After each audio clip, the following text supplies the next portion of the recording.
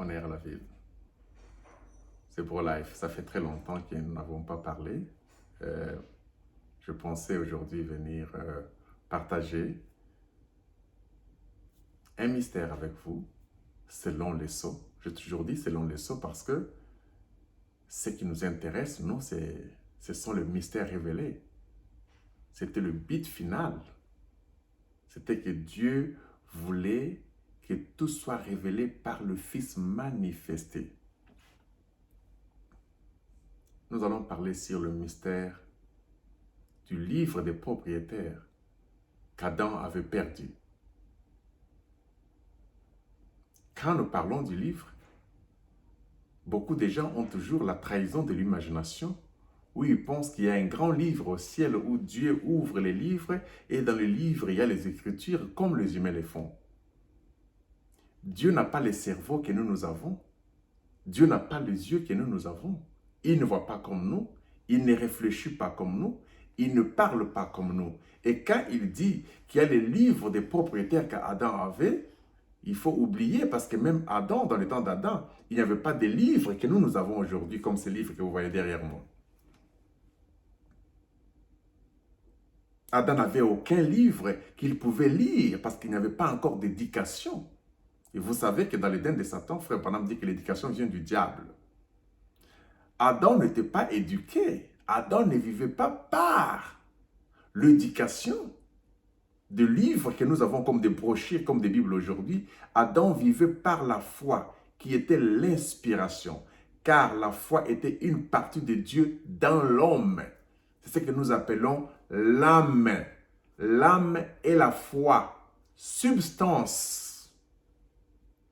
Parce qu'il y a une différence entre la foi parfaite et la foi substance. Et quand Frère Branham a commencé à prêcher, sa première prédication, c'était la foi substance.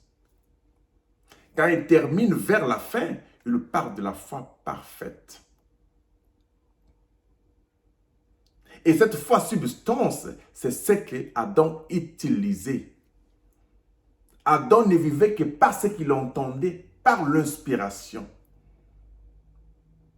Adam vivait par la théophanie, le livre. Nous allons comprendre aujourd'hui ce que c'est le livre parce que jusque-là, je donne déjà. Quand les sceaux sont révélés, ce sont les fils qui viennent se manifester parce que, en réalité, le monde n'attendait pas Jésus, le monde n'attendait pas Dieu, le monde n'attendait pas les voyants, le monde n'attendait pas les prophètes, ni le pasteur, ni les églises. Le monde soupirait et gémissait attendant la manifestation des fils de Dieu.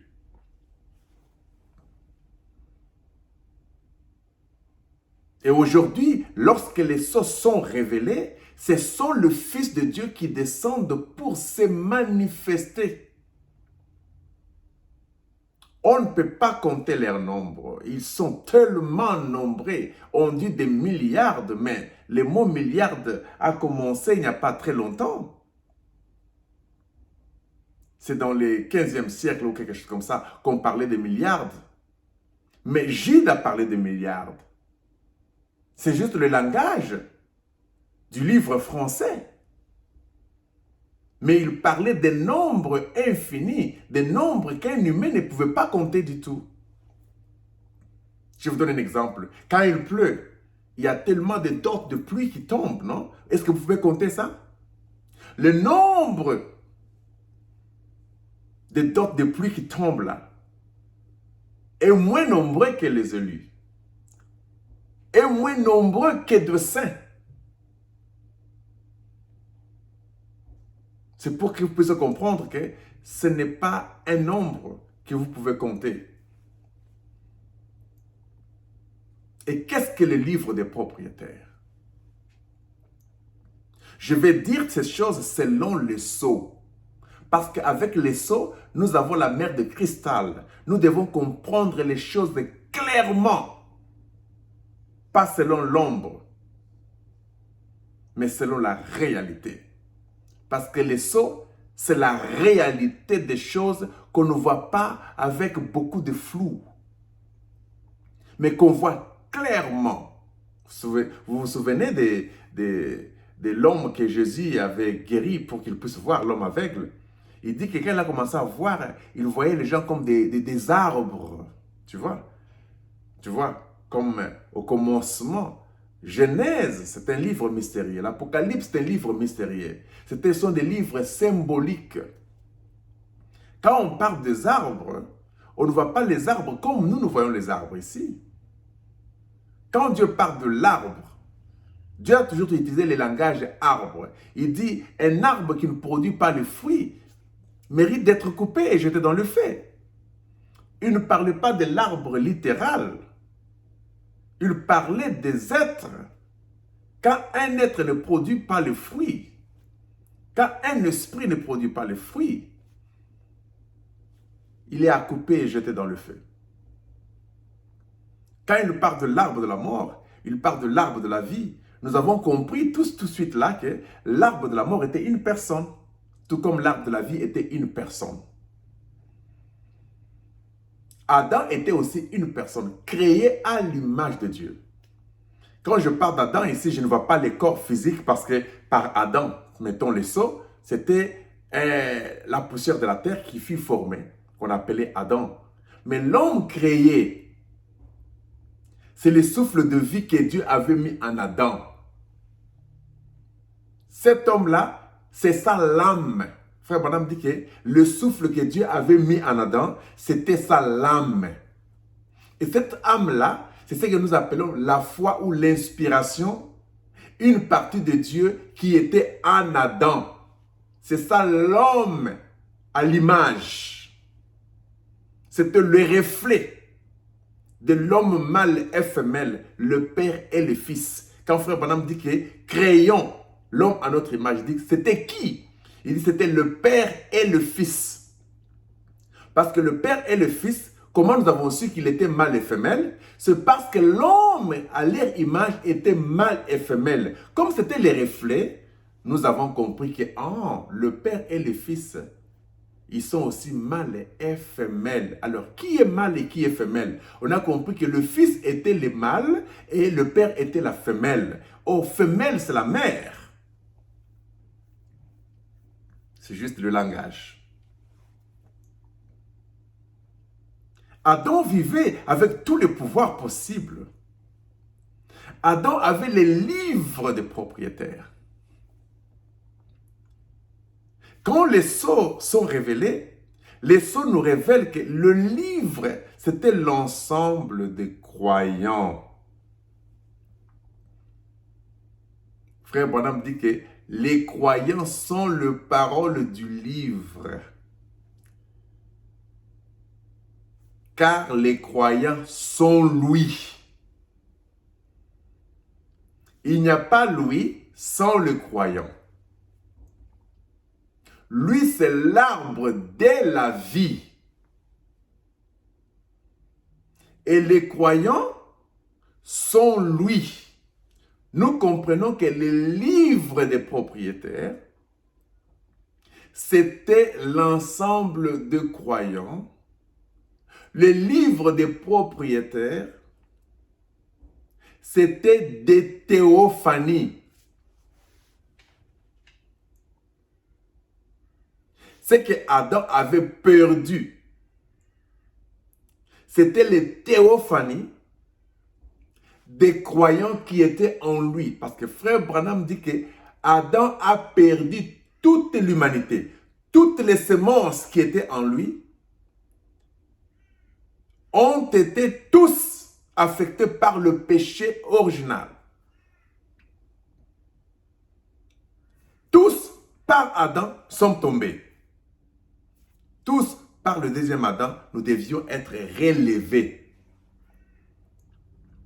Il y a une différence entre la théophanie et l'âme.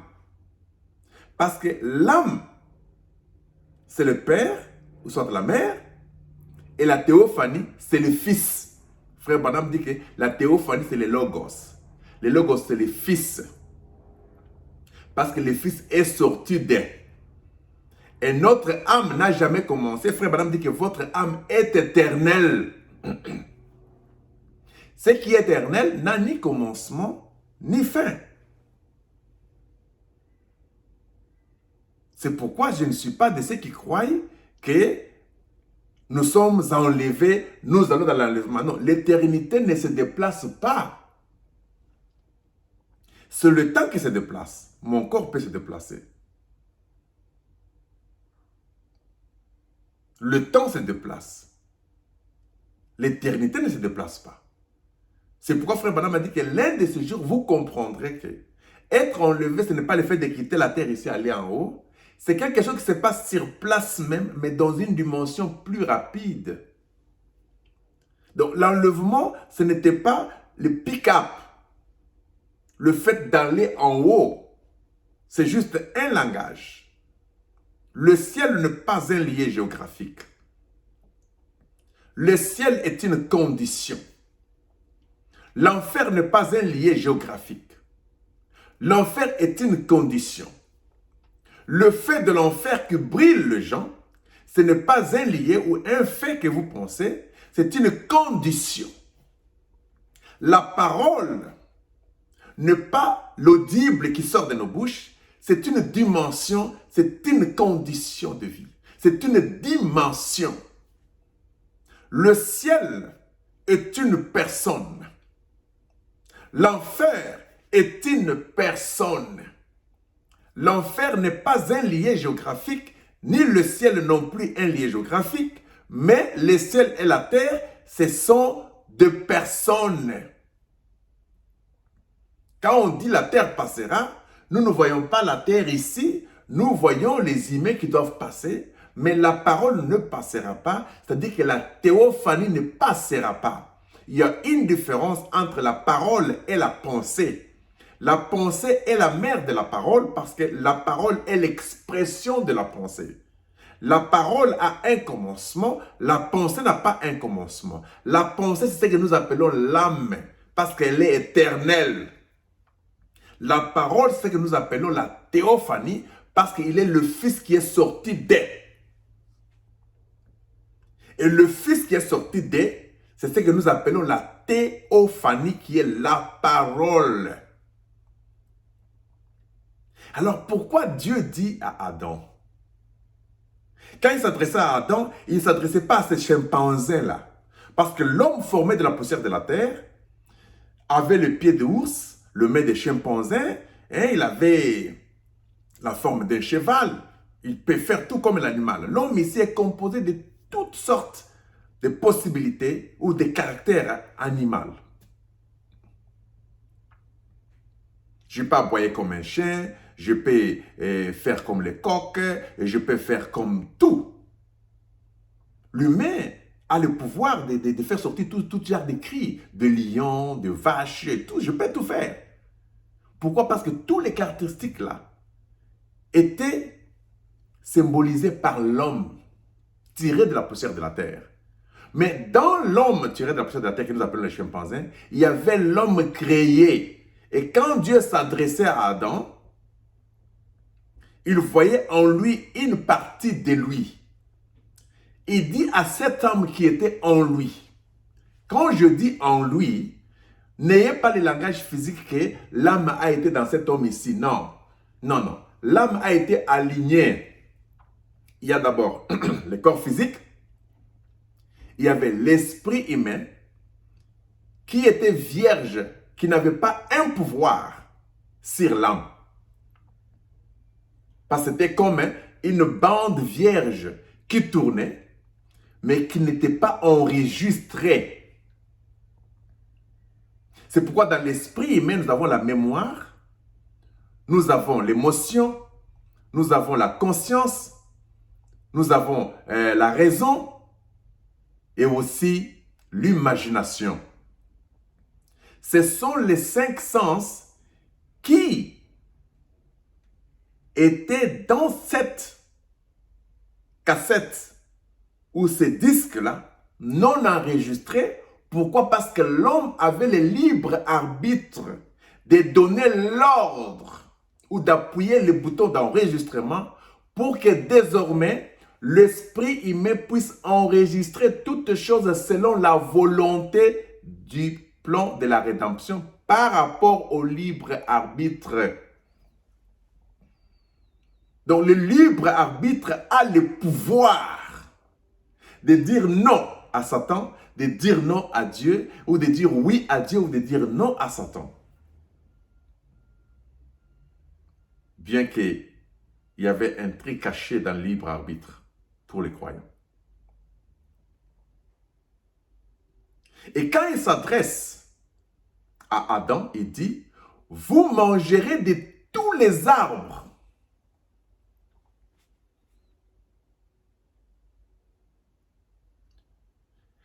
Mais quant à cet arbre qui se trouve au milieu là, vous n'en mangerez point. Car les jours où vous en mangerez, vous mourrez. Waouh! Si les sons nous révèlent que l'arbre de la mort était une personne, nous comprenons alors que tous les restes des arbres qu'on avait donnés de l'ordre à manger ou la permission de manger, c'était aussi des personnes. Et les sons nous révèlent, il dit que l'arbre de la mort était une femme. Mais souvenez-vous que lorsque Dieu a planté cet arbre en Éden, qui était la femme, selon les sons, Ève n'existait pas encore parce que cette loi a été donnée à Adam avant que Ève ne soit retirée de lui. Donc l'arbre de la mort, ce n'était pas Ève. Mais quand Frère Branham dit que l'arbre de la mort c'était Ève, parce que Ève s'était identifiée dans cet arbre de la mort-là. Et il y a eu incarnation de l'arbre de la mort en Ève, parce qu'elle fut séduite dans son esprit, où elle a conçu dans la matrice de sa pensée. C'est pourquoi automatiquement, tous ceux qui croient qu'il y a eu sexe physique entre Ève et le serpent, ils doivent comprendre que le serpent, Frère Branham dit que c'était Satan. Le serpent, c'est le péché.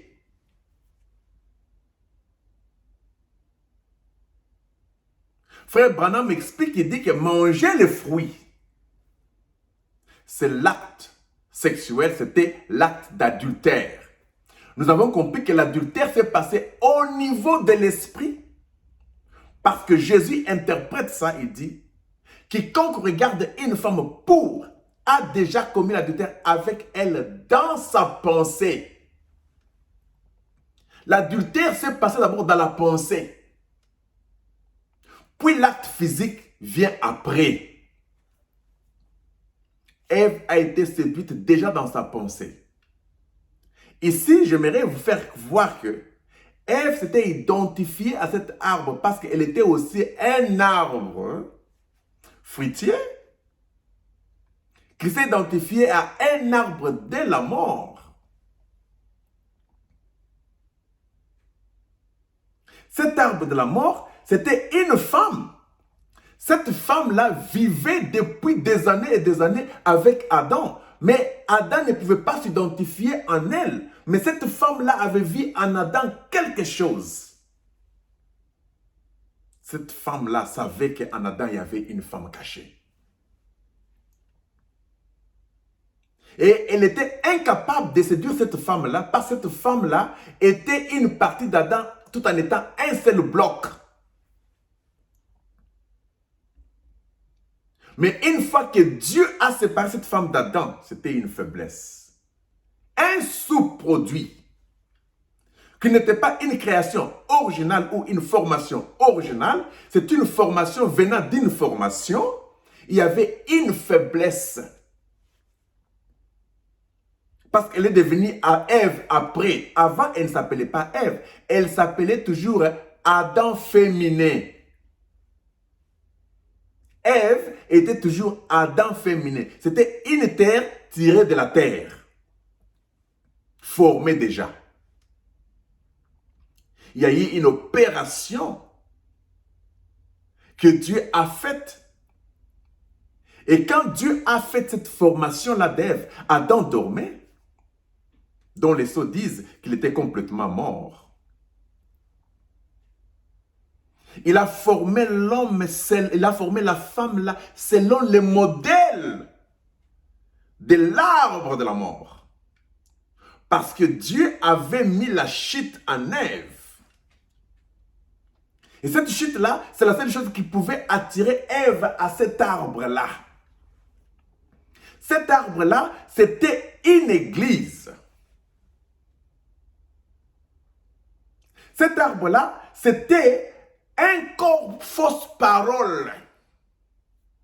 Parce que l'arbre, c'est la théophanie. Il y a eu une fausse parole, une parole séduite, une parole qui s'est rébellée à la vraie parole.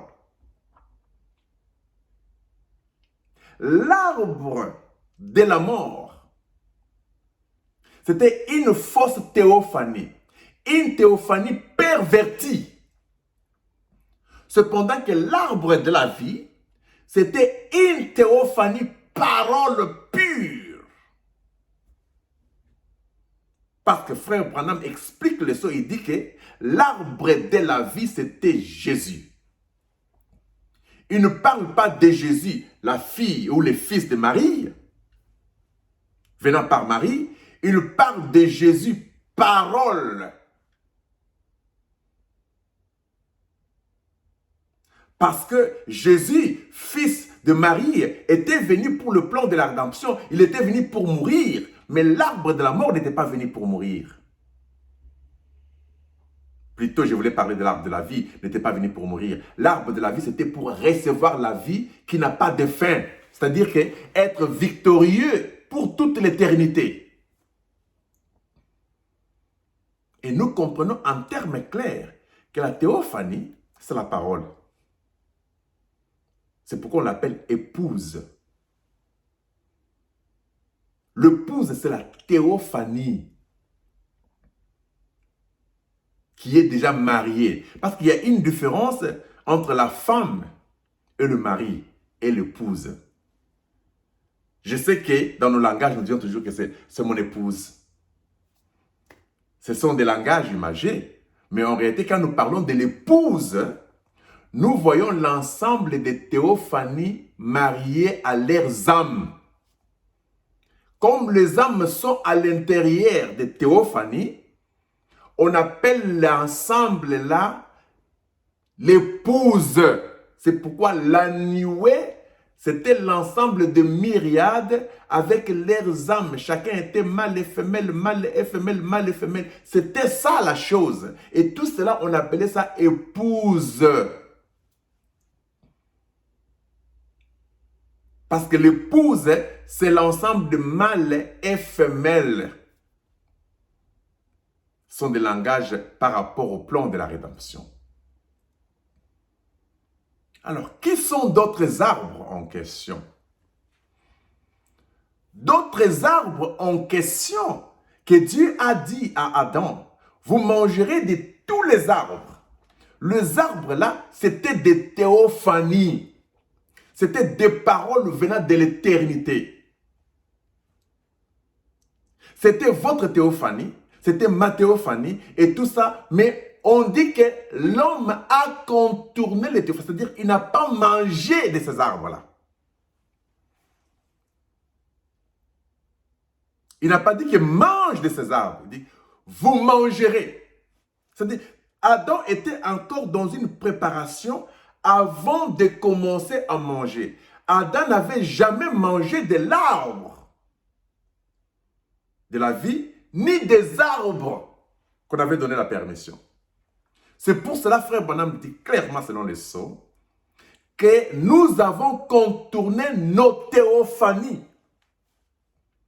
Nous avons contourné nos arbres en termes clairs.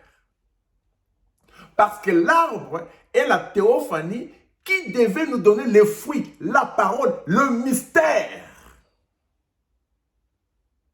Parce que le fruit, ce sont le mystère de qui nous sommes.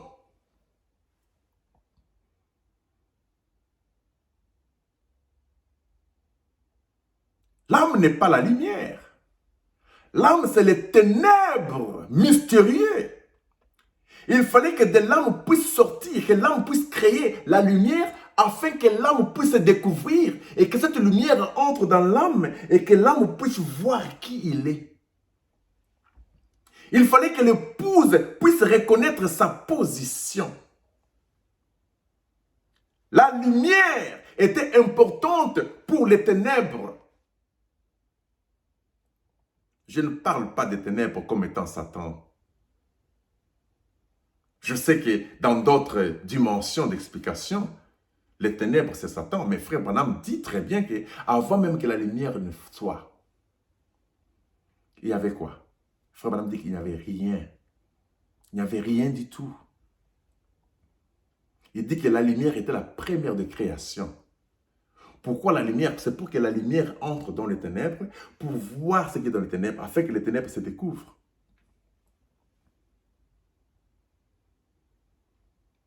Il fallait que les théophanies, les arbres qui étaient en Éden, d'autres théophanies, vous mangerez. Pas manger. Vous mangerez. Surtout dans le futur. Vous mangerez de tous les arbres. Tu mangeras de tous les arbres. Mais cet arbre-là, tu n'en mangeras pas. Parce qu'il ne mangeait pas encore.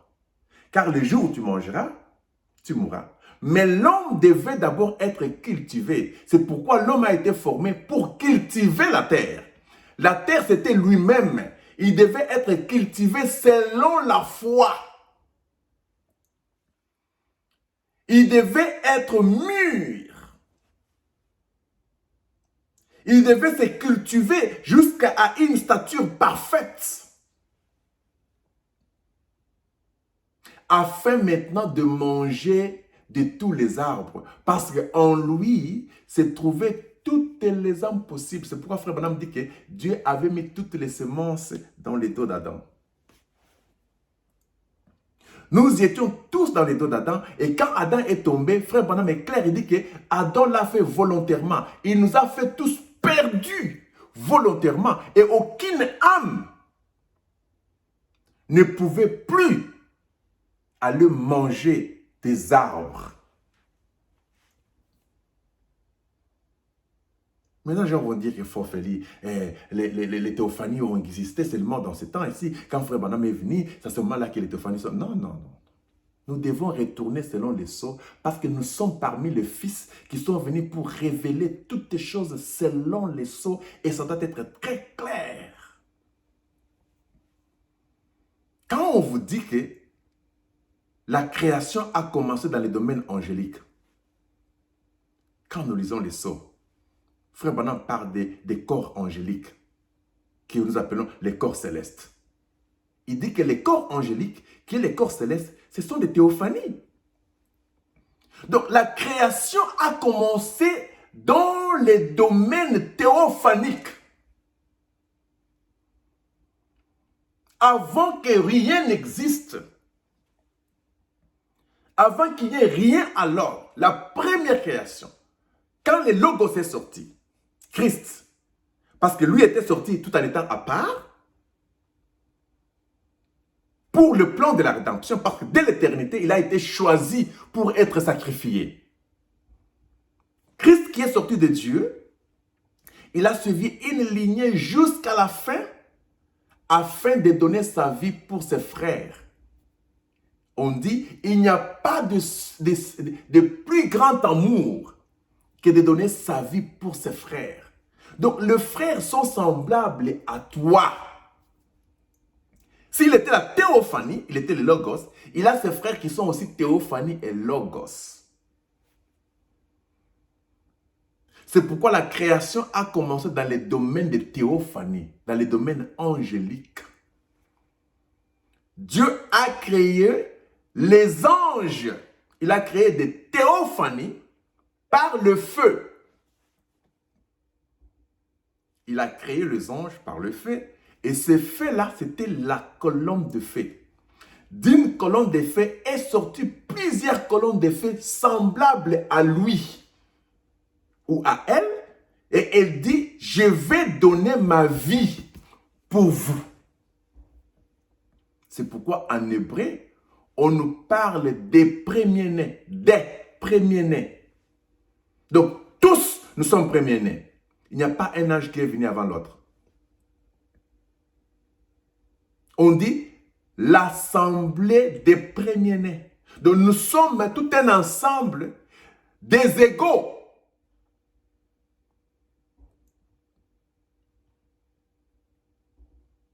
Et ces anges-là, il y avait un tiers des anges, parce que tous, nous étions parole. Les sons nous révèlent que les anges qui ont été créés avant toute chose pour que Dieu soit adoré, les sons nous révèlent que c'était 3 tiers d'anges. Comme Dieu est toujours parfait en 3. Dans ces 3 tiers d'anges-là, c'était toutes des théophanies. Il y a eu 2 tiers de théophanies qui sont rebellés contre 1 tiers de théophanies. C'est pourquoi on dit que Satan, il est devenu Satan parce qu'il est devenu adversaire de 1 tiers, adversaire de Dieu.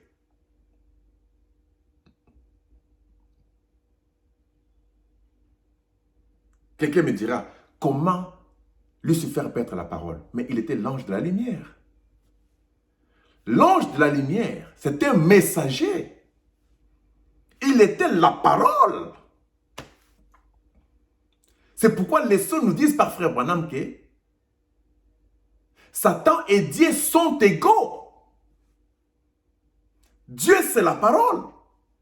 Il était aussi la parole. C'est pourquoi quand il y a eu combat entre lui et Jésus à la montagne, c'était une dimension, il venait avec, il est écrit, parce qu'il était la parole. Jésus dit, il est aussi écrit. C'était la parole contre la parole pour parole. Il était l'ange de la lumière. Jésus était l'ange de la lumière. Il était un arbre. Jésus aussi était un arbre. Mais en lui, il y avait la mort à cause de la perversion. Parce que le péché, c'est la perversion de la parole. Le péché, c'est l'incrédulité. Lorsqu'on peut dire non à la parole. Lorsqu'on peut dire non à son créateur. C'est pourquoi Lucifer était aussi une âme qui a vécu dans sa théophanie. Et quand il a péché dans son âme. C'est pourquoi on dit que l'âme qui pêche est celle qui mourra. On ne dit pas que l'esprit humain qui pêche est celle qui mourra, ou le corps qui pêche. Non, le corps ne pêche pas. L'esprit humain n'est que une influence. C'est le serpent. C'est déjà le péché en question consommé.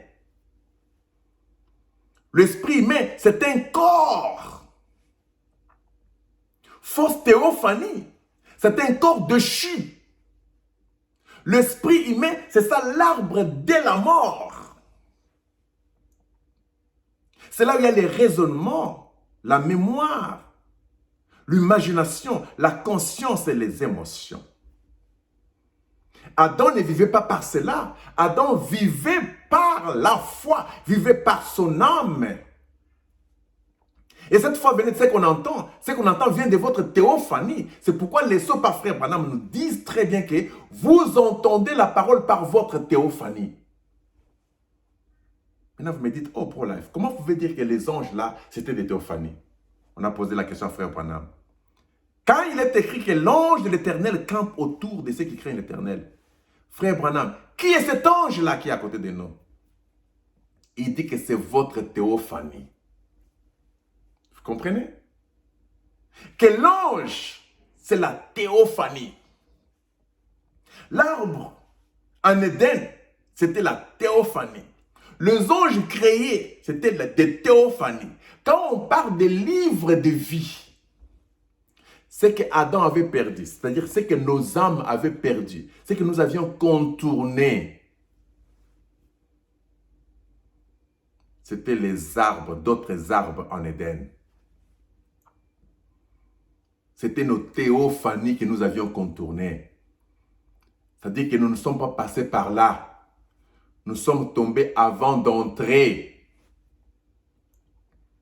C'était des corps-paroles.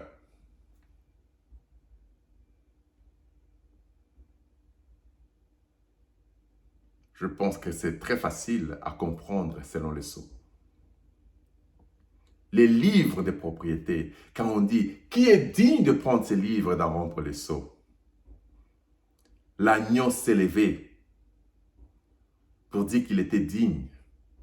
Mais quand vous regardez cet agneau-là, il avait cette corne, non? L'agneau-là n'est pas l'agneau selon votre imagination. Parce que le serpent vous donnera son enseignement. Frère Branham dit très clairement que le serpent était le premier pasteur à commencer à prêcher Ève. Et quand il prêche, il vient toujours avec la parole, mais pervertie. Il est la parole, mais il est perverti. Il est la théophanie, mais une théophanie pervertie. Nous avons des théophanies parfaites et des théophanies perverties. C'est pourquoi Satan est la parole pervertie. Le ténèbre, c'est la lumière pervertie. Le mal, c'est le bien perverti. Il n'y a pas des choses, c'est la même chose, mais pervertie. Les deux anges, ou les deux tiers des anges, c'était des anges de lumière, mais pervertis. C'était des étoiles qui donnaient des lumières. Et les étoiles ont plusieurs lumières. Nous avons des millions et des millions de théophanies, des esprits en l'air.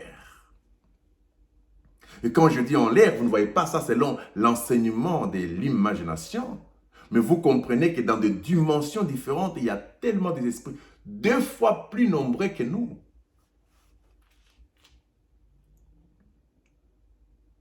Qui ont de grands mystères, qui ont vécu avant vous. Quand je dis avant vous, c'est-à-dire qu'avant ce que vous pouvez faire aujourd'hui, ce que vous regardez ici, c'est rien. Je ne veux pas entendre cet enseignement-là maintenant pour vous montrer la capacité de ces deux tiers-là.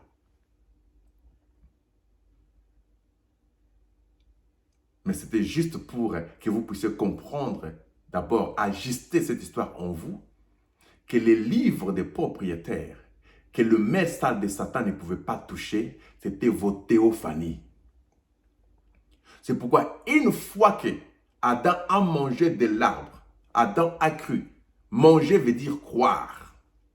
Quand Adam a cru au mensonge, volontairement, sachant que c'est le mensonge, il a crié à ce mensonge-là, sachant que Dieu lui avait dit que le jour où tu mangeras, tu mourras. Il a accepté la mort pour sa femme. Il a vendu toutes les semences qui étaient en lui. C'était des âmes. Et nous sommes devenus tous esclaves de Satan. Par le libre arbitre d'Adam. Nous ne sommes pas responsables de ce qui nous arrive aujourd'hui. Adam et Ève sont responsables de chaque tombe, de chaque péché, de chaque problème, de chaque erreur que nous commettons aujourd'hui. Dieu n'est pas stupide pour commencer à vous juger aujourd'hui parce qu'il connaissait les conséquences que si Adam dit oui à ceci, bro life, bro guy, bro Candolo, bro Romuald, bro Étienne, bro Etoko, bro Christian, Kalonji, tous les bros qui sont ici, ils savaient que les oui d'Adam était déjà l'erreur de tout le monde. Il est pratiquement impossible que vous puissiez vivre une vie pieuse dans ces démons ici. Parce que ça, c'est la volonté permissive. Dans la volonté permissive, il y a tellement des erreurs. Ce n'est pas ma faute, c'est la faute d'Adam. Si Adam est pardonné, automatiquement, je suis pardonné. Ce n'est pas ma faute, c'est la faute d'Ève. Si Ève est pardonnée, alors je suis complètement pardonné. C'est pour cela que je ne regarde pas à mes erreurs. Je ne regarde pas à mes fautes. Je vis et j'aimerais concentrer mon énergie à la parole révélée. Parce qu'en réalité, nous comprenons que quand on dit que l'âme n'est plus ici, mais c'est un langage. Comment pouvez-vous dire que l'âme n'est plus ici? C'est le corps qui est loin de l'âme. L'âme a toujours été là. L'âme, c'est toujours le présent. Quand nous disons que nos âmes sont déjà parties, parties où? C'est le corps qui devait déjà partir. Le problème qui est ici, c'est le corps qui est parti. L'âme ne s'est jamais déplacée. C'est quelque chose qui s'est passé sur place, mais dans une dimension plus rapide. C'est lui qui doit quitter, qui doit se détacher, ok, du physique. Ce sont des membres du physique qui se détachent. Mais le physique est toujours là. Je ne sais pas, vous dites un physique ou une physique, je ne sais pas, je ne suis pas un français. Mais vous captez mon esprit. Nous devons comprendre ces choses, c'est très important, qui vont nous aider à avoir des balances dans ces mystères. Être des maîtres, c'est-à-dire que vous avez la maîtrise des choses. Quand nous disons, on ne parle pas à l'église parce qu'il n'y a plus rien à l'église. Oui, nous disons des choses comme ça. Le bro a démontré ici que toutes ces choses là-bas, ce sont des empreintes. Ils ont des traces. Mais un maître est capable d'entrer dans chaque trace et ramasser quelque chose et montrer. Mais d'autres maîtres, dans leur domaine, n'ont pas la capacité de monter à notre niveau. Celui qui est au niveau 7 ou au niveau 8, c'est-à-dire qu'il est passé par tous les niveaux, de 1 jusqu'à 7. Mais celui qui est seulement au niveau 3, il ne comprend rien de ce qui se passe au niveau 4, 5, 6, 7 et 8. Celui qui est au niveau 8, il comprend le niveau 7 parce qu'il a les empreintes du niveau 7. Il est passé par là. Il est passé par les empreintes du niveau 6. Il est passé par les empreintes du niveau 5. Il est passé parce qu'en réalité, les âmes étaient en enfer dans la 5e dimension. Donc, nous sommes passés par toutes ces dimensions-là. Mais seulement Satan, lui, n'a jamais arrivé dans la 6e dimension. Jamais arrivé dans la 7e dimension. Jamais arrivé dans la 8e dimension. C'est-à-dire qu'ils sont des maîtres dans la 5e dimension qui n'ont pas de capacité d'avoir les empreintes du 6, 7 et 8. Mais nous avons des capacités d'avoir les empreintes du 7, 6, 5, 4, 3, 2 et 1. C'est-à-dire qu'un maître, il a la maîtrise, il comprend toutes ces dimensions. Donc, toutes ces empreintes des églises, des prophètes, des professeurs, d'éducation, nous avons tout ça. Nous devons les maîtriser, savoir classer chaque chose à sa place et savoir votre propre position. Voilà ce que je voulais partager avec vous aujourd'hui. Que vous puissiez comprendre que les livres de propriété qu'Adam avait perdus, c'était d'autres arbres. Le livre des propriétés qu'Adam avait perdu, c'était des anges de 1/3. Le livre des propriétés qu'Adam avait perdu, c'était des théophanies. Le livre des propriétés qu'Adam avait perdu, c'était les anges qui campaient autour des enfants. On dit, quiconque fera du mal à ses petits-enfants. Ce n'est pas à eux qui font du mal, c'est à leurs anges. Donc il y a les petits-enfants qui sont les âmes, et leurs anges, c'était des théophanies. Mais les deux sont un comme le Père et le Fils. C'est pourquoi nous ne croyons pas à une théophanie éternelle. Nous ne croyons pas à un Fils éternel.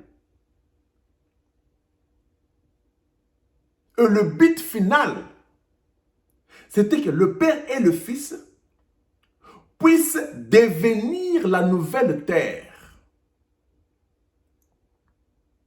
Quand l'homme retrouve sa théophanie et que chacun retrouve son arbre, où il mange de son propre arbre. C'est pourquoi Frère Branham parle que chacun s'assoira sur son propre figuier, s'assoira sur son propre arbre. Mangera de ces fruits-là. Je n'irai pas manger des fruits de l'autre parce que nous avons tous les mêmes fruits, le même arbre, même dimension, même compréhension et même inspiration. Tu ne viendras pas t'asseoir sur mon arbre, je ne viendrai pas t'asseoir sur ton arbre. Nous avons les mêmes arbres et chacun s'assoira sur son propre figuier. C'était la théophanie, l'arbre en question.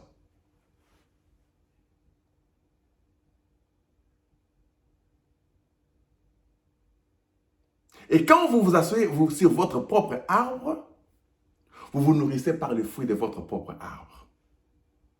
Celui qui s'assoit sur son propre arbre, s'asseoir, c'est dominer. L'âme domine dans la théophanie. L'âme a le contrôle parce que l'âme se découvre. Quand l'âme entre dans la théophanie, c'est la guérison divine, c'est la guérison de l'âme. L'âme quitte l'amnésie par la guérison de sa théophanie parce que la théophanie est le docteur propre de l'âme. Une fois que vous êtes dans votre théophanie, l'amnésie vous quitte et vous avez une compréhension. Et cela reste toujours aussi dans les empreintes. Et l'âme et la théophanie, c'est son fond, ils sont devenus la nouvelle terre. Il n'y a plus de fils, il n'y a plus de père, bien que nous parlons du Père éternel. C'est un langage. Mais la nouvelle terre, c'est un grand mystère que nous ne pouvons pas expliquer dans ce domaine que nous avons ici. Parce que les choses anciennes ne reviendront plus en esprit de l'autre côté. Ce qui est vrai, nous ne connaissons pas ce qui se passe dans le 8e jour. On ne peut pas s'aventurer pour là. C'est pourquoi Frère Branham dit que le 7e saut ne sera pas expliqué. On ne peut pas expliquer le 7e saut. On ne peut pas écrire le 7e saut. Le 7e saut, c'est la vie des croyants. Et les croyants vivent dans le 8e jour maintenant. Maintenant, comment je peux expliquer la vie des croyants ici, dans les incroyants? Le but final de Dieu est que Dieu voulait être tangible. Et il est dans le 8e jour. Cette tangibilité-là n'est pas une tangibilité selon ma compréhension. Ce n'est pas une tangibilité avec le sang et avec tout ce que vous connaissez. Parce que s'il n'y a plus de sang, c'est-à-dire qu'il n'y a plus de sang de l'autre côté. Je ne parle pas de sang littéral, je parle de sang qui est l'esprit. Donc dans le 8e jour, il n'y a pas de théophanie. Les théophanies ont existé dans le 6e jour, ils ont existé dans le 7e jour, et dans le 8e jour, c'est la nouvelle terre. C'est une vie que le monde n'avait jamais subie avant, connue. C'est pourquoi on dit un nouveau commencement. C'est-à-dire qu'il y avait l'ancien commencement. Une nouvelle économie, un nouveau royaume. Tout est nouveau. Et c'est difficile d'expliquer ce nouveau-là de l'autre côté. C'est pro-life qui est venu aujourd'hui. Après longtemps, il y a beaucoup de réalités qui se sont passées dans ma vie. Le travail, beaucoup de choses, tu vois. Et je vous lis à tout moment et je partage avec beaucoup de gens. Et des fois, j'entre dans des vies privées de gens dans le monde ici où j'explique, j'ai fait la motivation dans le Facebook, des petites choses à leur niveau. Je descends à leur niveau pour expliquer les choses à leur niveau. Mais à vous, les maîtres, il vous a été donné de connaître le mystère. C'est pourquoi quand je viens devant le maître, je parle de mystère. Le livre des propriétés qu'Adam avait perdu, c'était d'autres arbres dans l'Éden. C'était les anges de un tiers. C'était les théophanies que nous avions contournées. Adam n'avait jamais mangé d'autres arbres parce que c'était au futur. Vous mangerez. En réalité, quand on dit vous imposerez les mains sur les malades et seront guéris, vous chasserez les démons, c'était dans le futur, c'est dans l'ouverture des sceaux que toutes ces choses-là arrivent. Qu'on a chassé les démons, qu'on a imposé les mains aux malades. Les véritables malades, c'était des âmes. La main, c'est la puissance. Il y a eu guérison des âmes. Nous pouvons partir dans l'application spirituelle et c'est très important de comprendre ces choses. C'était votre ami et votre égal, Pro-Life, qui voulait juste vous expliquer sur le mystère du livre des propriétaires, qui êtes vous-même. Car les croyants sont les paroles du livre. Quand on dit que les livres furent ouverts, c'était le premier livre, les 2/3. Et l'autre livre, qui était le livre de l'agneau, tu vois, c'était votre théophanie. C'est là où se trouve le mystère de théophanie. Où Jean, quand on a ouvert le livre, Jean a vu Jean. Oh, Jean était le type de croyants et de croyantes, nés de nouveau. Et Jean, c'est votre partie, c'est votre âme. Et quand Jean, on ouvre le livre, on ouvre la théophanie, il regarde la théophanie a sa ressemblance. La théophanie a son visage. Jean a vu Jean. Jean a vu sa théophanie. Toi, tu vois qui? Tu vois Jésus? Tu vois Branham? Tu vois ton pasteur? Tu vois qui? Tu vois Bouddha? Tu vois Mohamed? Tu vois qui? Quand tu ne te vois pas toi-même, c'est que tu n'as pas encore reconnu ta position. Lorsque l'épouse reconnaîtra sa position, lorsque l'église reconnaîtra sa position, il n'y aura plus de lignes de prière, il n'y aura pas de pasteur, il n'y aura plus de Jésus, il n'y aura plus de Branham a dit, parce que vous voyez vous-même et vous vous écoutez vous-même, parce que vous écoutez la parole à partir de votre théophanie. Et aujourd'hui, comme cela est déjà terminé, nous croyons aux empreintes, aux traces. Les traces de ta théophanie et les traces de ton âme sont toujours là pour que vous puissiez écouter la parole. Grand shalom, et c'était Pro-Life. Je sais que les restes, vous allez développer. Il y a tellement à dire qu'on ne peut pas parler, mais on donne l'essentiel. Ce sont des boîtes, on ouvre, à vous-même de faire sortir ce qui est dans des boîtes là pour comprendre un peu beaucoup plus en profondeur. Grand shalom, c'était Pro-Life.